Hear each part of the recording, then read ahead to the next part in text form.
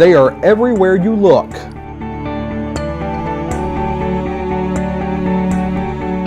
Yet you may not see them.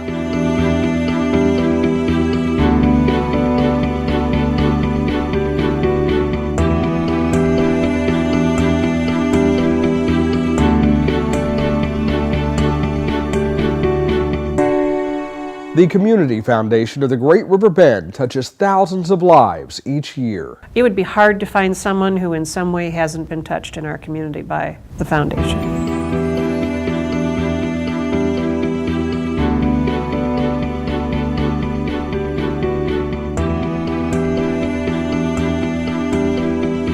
That really is the legacy of the giving. The fact that there's a fund with their name on it here forever isn't the issue. The issue is that each year that fund writes a check to the place that they wanted it to go in their name. And so at the other end, the person opens the letter and says, oh, here's the gift from Sally Smith. I remember Sally. Remember Sally?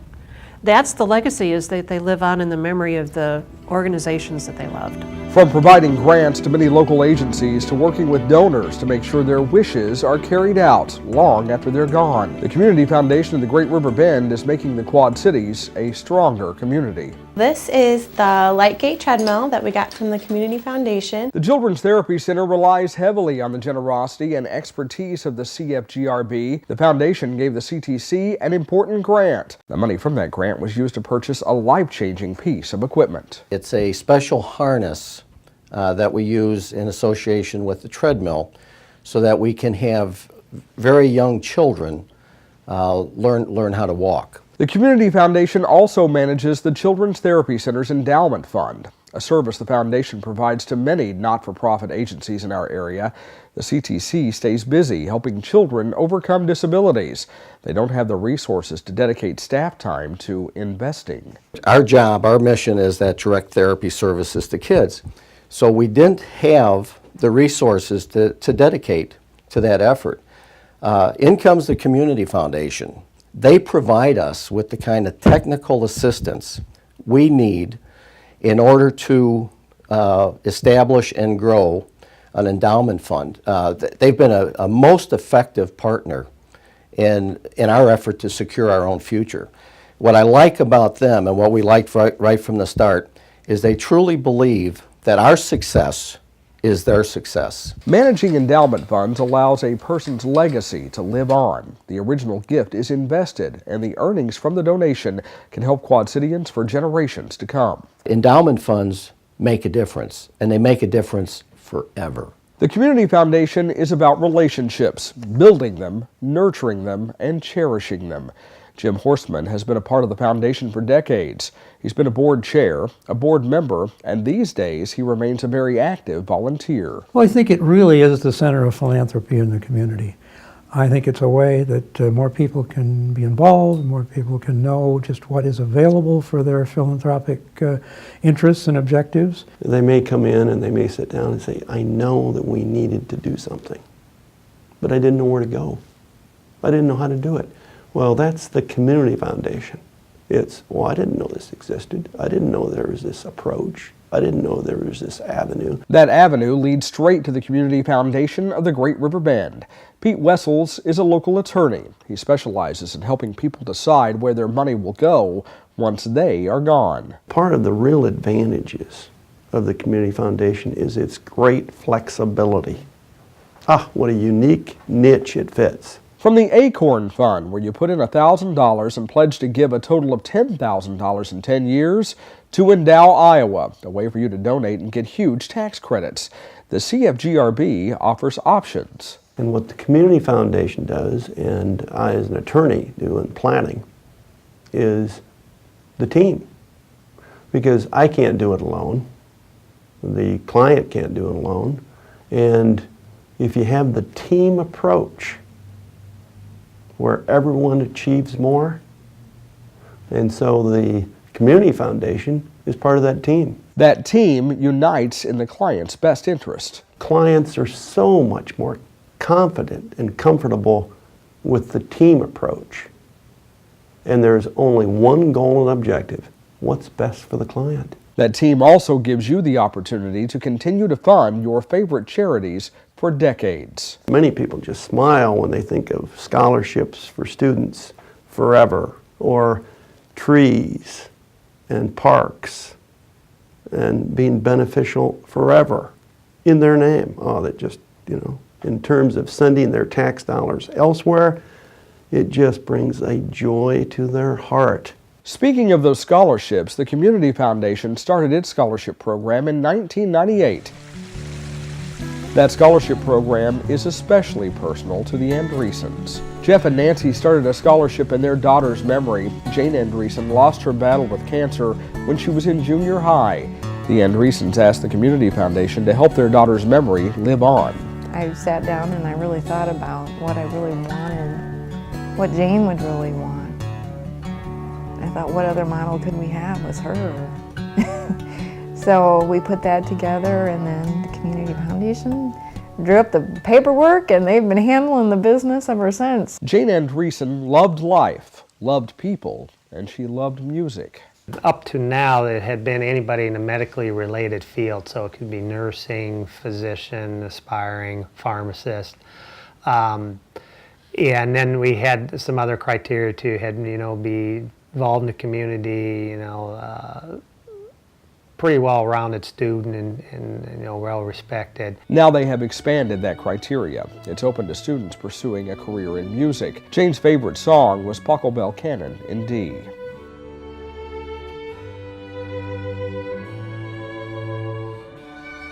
Thanks to strong parents, a partnership with the Community Foundation, and the support of family and friends, Jane's memory will live on. Set, go! And this year, even more money was donated. Jane would have been a senior, and her classmates donated the money from their cross-country camp to Jane's scholarship. She really kind of gave off a positive energy to everyone, and everyone just thought, no matter what situation I'm in, if Jane can be positive, I can be positive. While Jane's scholarship will help students for generations to come, other donors have more immediate goals. Laura Swift is part of a giving circle. It's a group of about 12 women that got together not knowing who we were, what we did for a living, and we purposefully stayed away from that type of talk.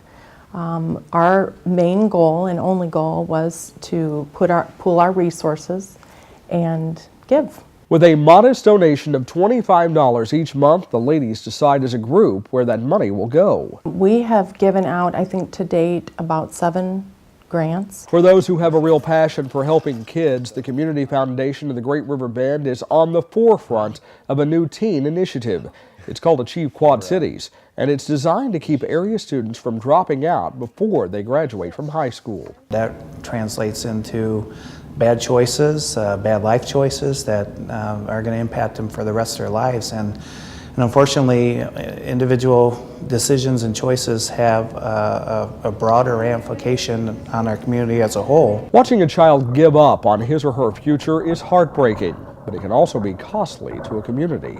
A high school dropout can cost our community as high as $300,000 a year in lost taxes and productivity and government spending to support their lifestyles. Meanwhile, other kids have already been touched by the generosity of the Quad Cities, and now they've made a commitment to help others. We see it in our teen philanthropy program called Teens for Tomorrow, where students from all of the high schools in our 2 counties, Scott and Rock Island, take a year to give away money carefully that we give them. They do a grant application process.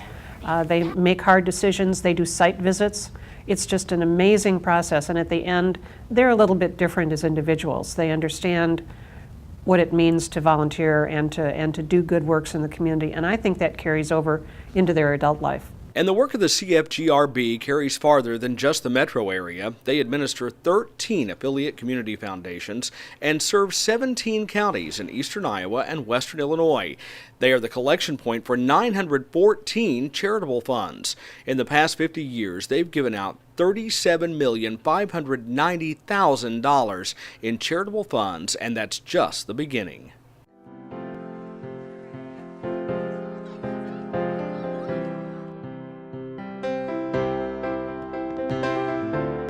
You know, when you go to see the fireworks and you see that initial boom, the sparks start to fall to the ground.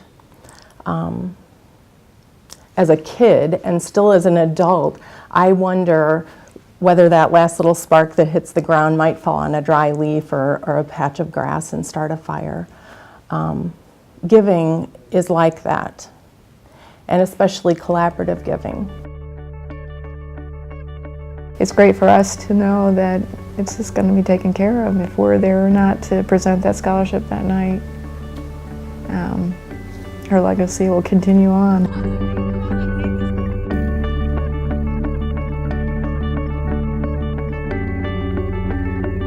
We need to be around for another 60 years. The only way we're going to do that is by growing our endowment fund. That is the way we will secure our fiscal future. We need to make sure that when those young children need us, we're still here to provide the services that we have.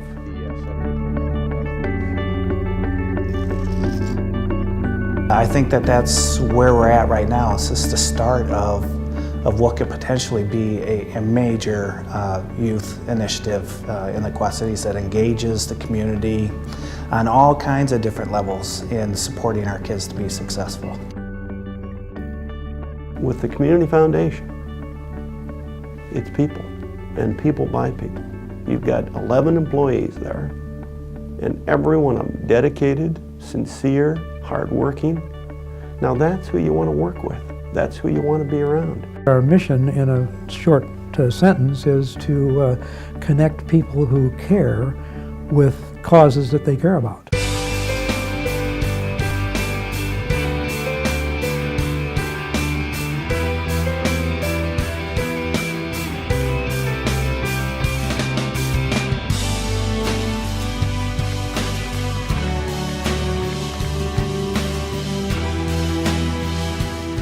Everyone will tell you they have the best job, but no, I have the best job.